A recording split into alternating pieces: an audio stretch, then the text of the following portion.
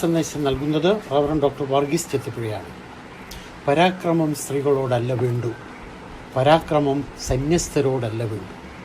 ഈ അടുത്ത കാലത്തായി കേരളത്തിൽ ഏറ്റവും കൂടുതൽ ആക്രമിക്കപ്പെടുന്ന, അവഹേളിക്കപ്പെടുന്ന മതവിഭാഗം ഏതെന്ന് ചോദിച്ചാൽ ഒരുത്തരമേ ഉള്ളൂ, അത് കത്തോലിക്ക സഭാ സമൂഹമാണ്. കത്തോലിക്ക സഭയെയും സഭാ അധികാരികളെയും വൈദികന്മാരെയും സന്യസ്തരെയുമെല്ലാം ആക്രമിക്കുക എന്ന തപസ്യയുമായി കുറേ പേർ മാധ്യമരംഗത്ത് നവമാധ്യമരംഗത്തും കടന്നുകൂടിയിട്ടുണ്ട്. സാമൂഹ്യ മാധ്യമങ്ങളുടെയും നവമാധ്യമങ്ങളുടെയും എല്ലാം ആവിർഭാവത്തോടുകൂടി എല്ലാ കോണുകളിൽ നിന്നും ഈ ആക്രമണം സർവ്വസാധാരണമായിട്ടുണ്ട്.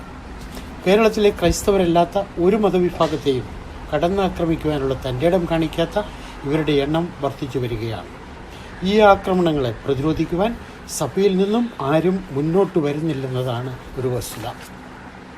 പട്ടി കുരച്ചാൽ പടി തുറക്കുമോ എന്ന മനോഭാവം സഭ കാത്തുസൂക്ഷിക്കുന്നത് കൊണ്ടാവാം സഭയിൽ ആരും മുന്നോട്ട് വന്ന് തങ്ങളെ തന്നെ പ്രതിരോധിക്കുകയോ ആക്രമണത്തെ ചെറുക്കുകയോ ചെയ്യാത്തത്. അതിനുള്ള ഒരു കാരണം സഭയുടെ തലവനായ യേശു സ്നേഹത്തിൻ്റെയും സഹനത്തിൻ്റെയും സേവനത്തിൻ്റെയും പാതയാണ് സഭാമക്കൾക്ക് തുറന്നു കൊടുത്തത് എന്നത് തന്നെയാണ്. ഈ അടുത്ത കാലത്ത് സഭയെ കടന്നാക്രമിക്കുന്നത് സഭയിലെ ആയിരക്കണക്കിന് സന്യസ്തരെ വളരെ മോശമായ വിധത്തിൽ അവഹേളിച്ചുകൊണ്ടാണ്. തങ്ങൾ പറയുന്നത് പോലെ സന്യസ്തർ അവരുടെ നിയമാവലി മാറ്റിയെഴുതി ജീവിച്ചാൽ കൊള്ളാമെന്നാണ് ഈ വിമർശകർ വാദിക്കുന്നതെന്ന് തോന്നിപ്പോകും. കേരളത്തിലെ വിവിധ സിറോ മലബാർ രൂപതകളിലായി 50 ലക്ഷം കത്തോലിക്കരുണ്ട്. അതുപോലെ സഭാ സേവന രംഗത്ത് 13,000 വൈദികന്മാരും 40,000 സന്യസ്തരുമുണ്ട്. ഇന്ത്യയിലെ വിവിധ രൂപതകളിലൂടെ സന്യസ്തർ ചെയ്യുന്ന സേവനം പ്രശംസാർഹമാണ്. എട്ടും പൊട്ടും തിരിയാത്ത പൊട്ടി സ്ത്രീകളെ അവരുടെ മനസ്സിന് വിരുദ്ധമായി പാർപ്പിച്ചിരിക്കുന്ന സ്ഥലമാണ് സന്യാസ ഭവനങ്ങളെന്ന് ഈ വിമർശകർ തെറ്റിദ്ധരിച്ചിരിക്കുകയാണ്.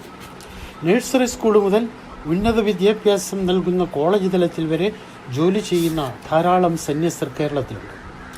ആതുര രംഗത്ത് ജോലി ചെയ്യുന്ന നഴ്സുമാരും ഡോക്ടർമാരായ ധാരാളം സമർപ്പിതരായ സന്യസ്തരും കേരളത്തിലും പുറത്തും ജോലി ചെയ്യുന്നുണ്ട്.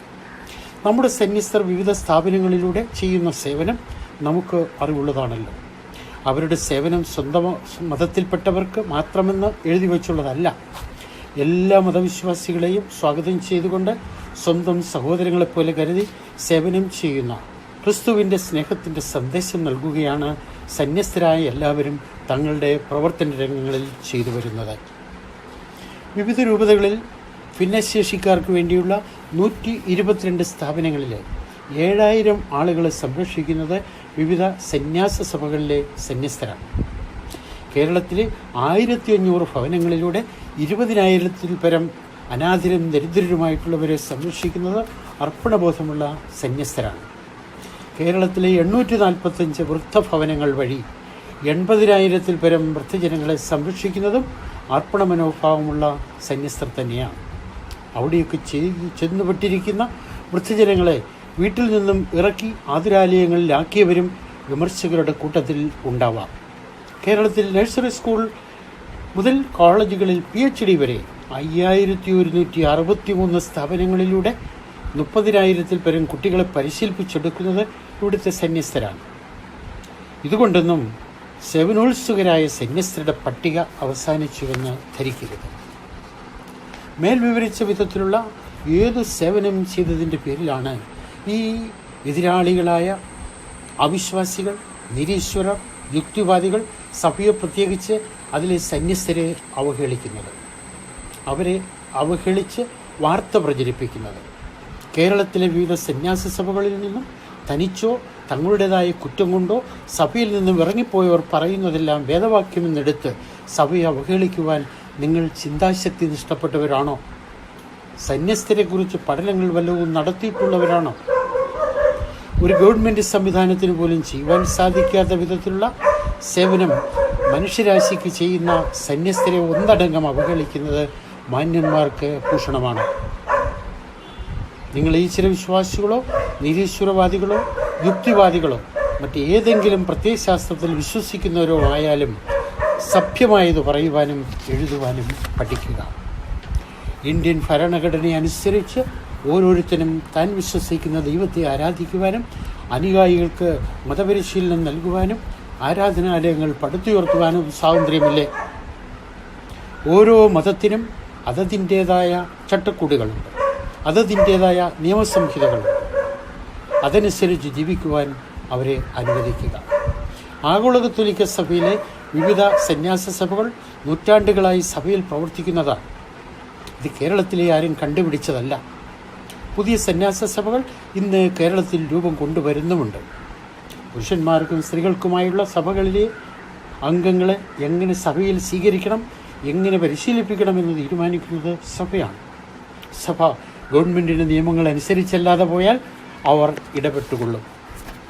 കേരളത്തിൽ ഗവൺമെൻറ് തലത്തിൽ പ്രവർത്തിക്കുന്ന എത്ര കമ്മീഷനുകളുണ്ട്! യുവജന കമ്മീഷനും വനിതാ കമ്മീഷനും മുതിർന്ന ജാതിക്കാർക്കും താഴ്ന്ന ജാതിക്കാർക്കും എല്ലാം വേണ്ടി പ്രവർത്തിക്കുന്നവർ. ആയിരക്കണക്കിനുള്ള ക്രൈസ്തവ സന്യസ്തരെ മാധ്യമ വിചാരണ നടത്തിയിട്ട് സ്ത്രീത്വത്തെ അവഹേളിക്കുന്ന വിധത്തിലുള്ള പലതും നടന്നിട്ട് ഒരു വനിതാ കമ്മീഷൻ പോലും അന്വേഷണത്തിന് തുനിയാതെ പോയത് വളരെ നിർഭാഗ്യകരമായി പോയി എന്ന് എനിക്ക് തോന്നുന്നു. സന്യസ്തർ ഇന്ത്യൻ പൗരന്മാരല്ലേ? സന്യസ്തർ സ്ത്രീകളല്ലേ? അവർക്കും ചില അവകാശങ്ങളില്ലേ? സന്യസ്തരും സംരക്ഷിക്കപ്പെടേണ്ടവരല്ലേ? ഒരു വ്യക്തി മഠത്തിൽ ചേരുന്നത് ഏതു പ്രായത്തിലാകണമെന്ന് സഭയിൽ വ്യക്തമായ നിയമമുണ്ട്. അതനുസരിച്ചാണ് അംഗങ്ങളെ സ്വീകരിക്കുക. നീണ്ട വർഷങ്ങളിലെ പരിശീലനത്തിന് ശേഷം മാത്രമാണ് ഒരു വ്യക്തി സഭയുടെ സമ്പൂർണ്ണ അംഗമാകുകയുള്ളൂ. ഈ പരിശീലന കാലഘട്ടത്തിലോ അതിനുശേഷമോ ഏത് സമയത്തും ജീവിതവാദം മാറണമെങ്കിൽ അതിനുള്ള അനുവാദവും സഹായവും സഭ സന്യസ്തർക്ക് ചെയ്തു കൊടുക്കുന്നുണ്ട്. സഭയെ അവഹേളിക്കുവാനും സന്യസ്തരെ ഒന്നടങ്കം താറടിക്കുവാനും ശ്രമിക്കുന്നവർ കയ്യടിക്ക് വേണ്ടി മഠയത്തരങ്ങൾ പറയാതിരിക്കുക. ഓരോ മതസ്ഥർക്കും അവരുടേതായ നിയമങ്ങളനുസരിച്ച് ജീവിക്കുവാൻ അനുവദിക്കുക. അതിൽ തലയിടാതിരിക്കുക. മതവിദ്വേഷം നിറഞ്ഞ വിഷപ്പാമ്പുകളാകാതെ ജീവിക്കുവാൻ ശ്രമിക്കുക. ലോകത്തെയാകെ പടർന്നു പിടിച്ചിരിക്കുന്ന COVID-19 പിടിയിൽ നിന്നും മനുഷ്യ സമൂഹത്തെ രക്ഷിക്കുവാനുള്ള ശ്രമങ്ങൾ നമുക്ക് നടത്താം.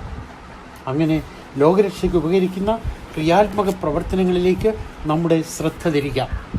അങ്ങനെ മനുഷ്യകുലത്തിന് നന്ദി ചെയ്യുന്ന